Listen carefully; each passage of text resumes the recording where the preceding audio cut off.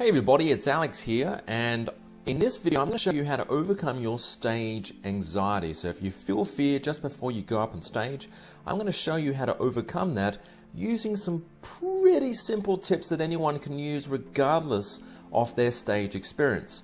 And using these tips, it will enable you to speak a lot more freely, speak in a very natural type of tone, and ultimately make it consistent. So it works a lot like clockwork. So every time that you need to speak, if you use these tips I'm about to reveal to you, they will help you overcome your anxiety. So what usually happens?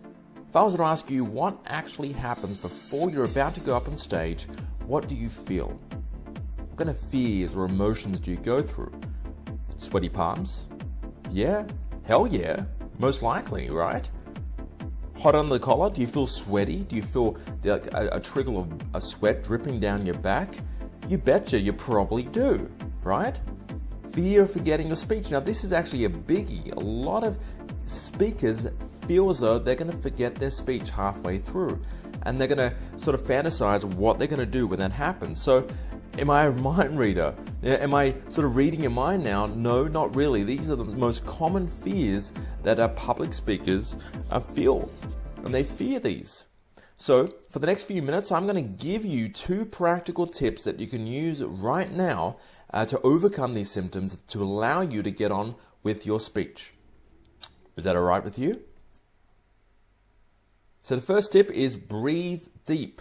Now, a lot of us actually breathe very shallow, and what happens is what you need to do is treat your belly. If you imagine your belly like a big balloon, you need to blow that balloon up. So breathe deep to allow the air to go down to your diaphragm. So what usually happens is we breathe very shallow, and all that breath goes into our chest and doesn't really, when we speak, we don't really use that breath. It's very powerful if we use it, but we don't use it. And shallow breath also causes you to breathe a lot faster. And this comes across as nervous energy. So it's more like where it should be. Do you understand? So let's do the simple 1, 2, 3 second rule. So I want you to try this now and notice the difference. Breathe in, 1, 2, 3. Breathe out. Breathe in, 1, 2, 3, breathe out. How do you feel? Do you feel lighter?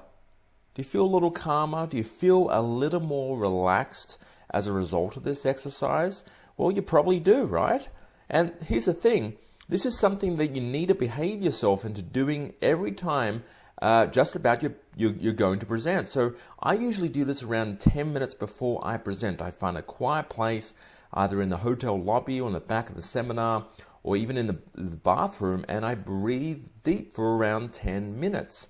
And I find that it makes all the difference. And you only have to do this for a few minutes, and you notice that your whole physiology and your mental state actually changes. It makes all the difference. Now, tip number 2, well, I could say that you can picture everyone in the audience naked, but I think that's kind of been overdone before. And the last time I used that technique, there were 3 individuals sitting in the front row who were sort of oversized plumbers. They looked like oversized sort of plumbers. So I really didn't want to use that exercise.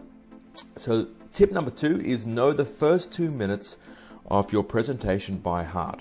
So what do I mean by heart? Well, if I came at 3 o'clock in the morning and woke you up, so I started shaking you violently and saying, wake up, tell me your speech right now.